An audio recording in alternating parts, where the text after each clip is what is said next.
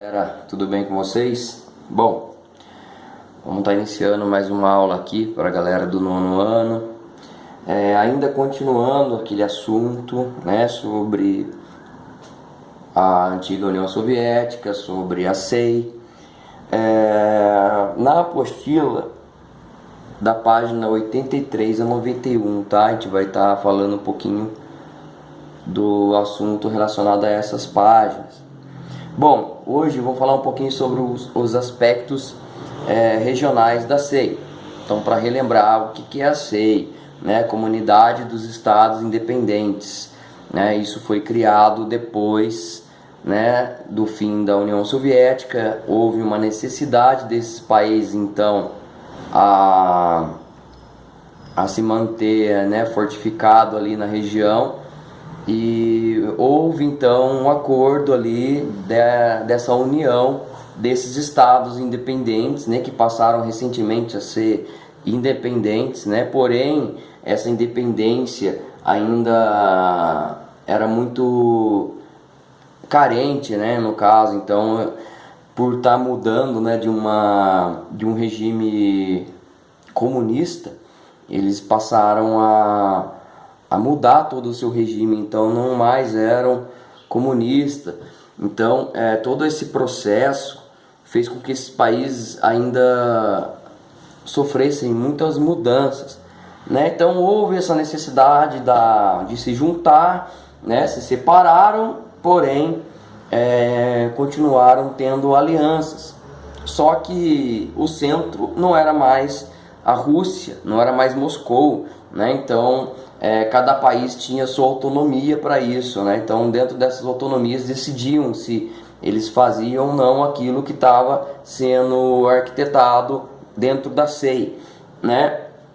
Então, para regionalizar todo esse contexto, então é preciso algumas características em comum desses novos estados independentes, né?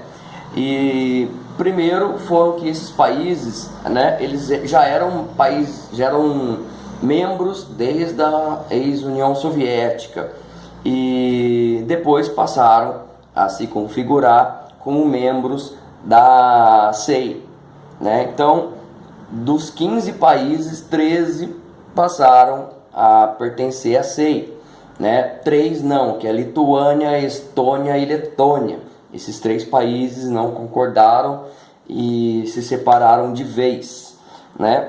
Só que desses países, né, os mais fortes ali eram Belarus e Moldávia e Ucrânia, né? Por coincidência estavam mais agrupados ali, né, por estar no extremo leste da Europa, né? Então esses 3 novos membros da SEI, os novos países, né, com sua independência, eles tinham uma semelhança, né? Então cada região ali, cada novo país próximo do outro com suas semelhanças. Então eu vou listar um pouquinho essas semelhanças, né? Como eu acabei de falar, o extremo leste da Europa, né, ficou ali como Belarus, Moldávia e Ucrânia. E depois a Ásia Central, ela ficou ali com Cazaquistão, Uzbequistão, Quirguistão, Tajiquistão e Turcomenistão, né? São os países mais ali abaixo da Rússia, onde eles têm umas características em comum, tá? E o sudeste da então Europa, né? A Geórgia, Armênia e Uzbequistão. Bom, falando um pouquinho sobre regionalização desses países, então, quanto mais próximo um do outro ali, tinham muitas semelhanças. Mas então agora eu vou falar sobre, né, o maior país aí da SEI e o país também que abrigava a maior região da União Soviética, a Rússia. Nós já falamos em algumas aulas sobre a Rússia, mas vamos estar só finalizando, né, na parte territorial da Rússia, onde é o país que tem o maior território, tá? E é o 9º país mais populoso do globo. E a sua densidade demográfica é média, tá? devido a parte mais norte da Rússia é muito mais fria, né? Então o norte da Rússia tem temperaturas ali que chega de 35 a 40 graus negativos, né? Então ali o índice populacional é baixíssimo, né?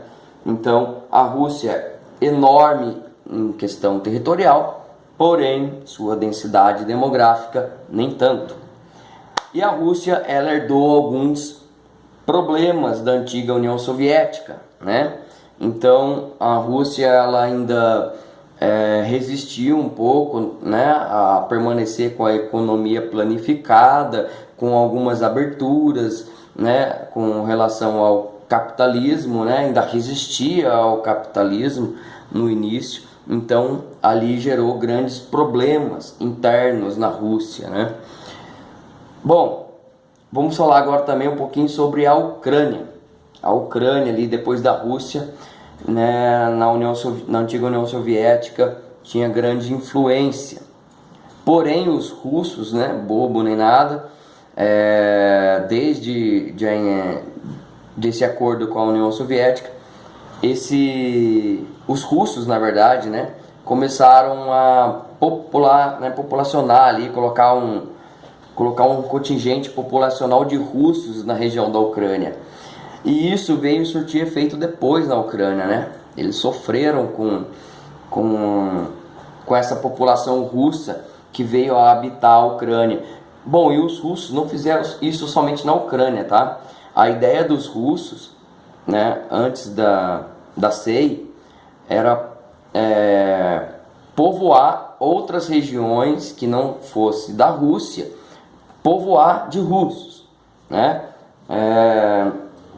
É como você colocar uma pecinha em cada região ali de russo, né? Para uma eventual, né? Um futuro aí, sei lá, de uma guerra, alguma coisa, tem os russos lá. Foi o que aconteceu com a Crimélia. A Crimélia, ela é uma região da Ucrânia, porém, ela era muito forte a população de russos, né? E o que aconteceu? A Crimélia pertencia à Ucrânia e hoje ela pertence à Rússia. Então houve essa separação, mas foi pelo povo. O povo que decidiu por essa separação. O povo fez o plebiscito, o povo decidiu e o povo queria que a Crimélia, aquela região, passasse a pertencer à Rússia. E de fato isso foi feito, conseguiram. Devido também a um alto índice populacional de russos ali naquela região da Crimélia, né?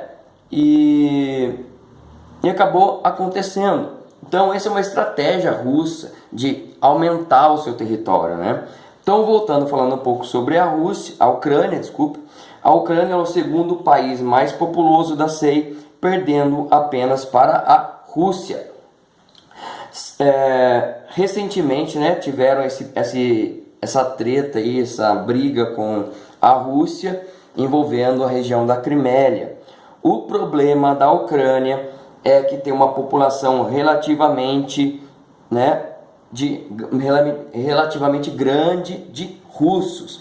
Como eu havia falado, ela começou a povoar essa região também.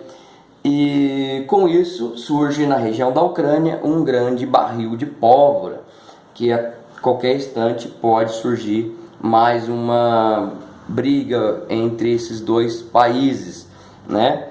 Como está acontecendo, né, com relação à região da Crimélia, que foi feita essa separação, porém os ucranianos não aceitam isso e continuam tentando reivindicar a volta da região da Crimélia. Agora vamos falar sobre Belarus. Belarus é um país que pouca gente aí sabe que existe, né? País pequeno, pertencia à Rússia também, com uma economia bastante estatizada, reflexo do passado comunista soviético, com mais de 50% dos trabalhadores, né, são provenientes do serviço público. Isto está diminuindo com os anos, né?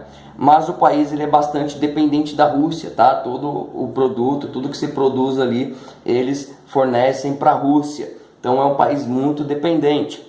E Moldávia, para terminar, esse último país, ele é um país pouco industrializado, tá? 49% da população vive no campo, né? Para vocês terem uma noção, comparando com o Brasil hoje, se não me engano, a gente está em torno de 12 a 15% da população ainda vivendo no campo. A maioria vive, né, na área urbana. Então a Moldávia, os produtos são o tabaco e a uva, e também é um país muito dependente economicamente da Rússia, né? Fornece esses produtos para os russos, né? E os russos comercializam esses produtos externamente para outros países. Bom, a aula de hoje, vamos ficar por aqui. Falamos brevemente um pouquinho sobre os aspectos regionais da SEI. Falamos, né, finalizamos o assunto um pouco da Rússia e também um pouco sobre a questão da Rússia, Belarus e Moldávia, né? Então é isso, pessoal. Boa aula para vocês. Vou deixar um exercício aí na descrição, tá? Para vocês estarem fazendo. E até a próxima. Valeu, até mais.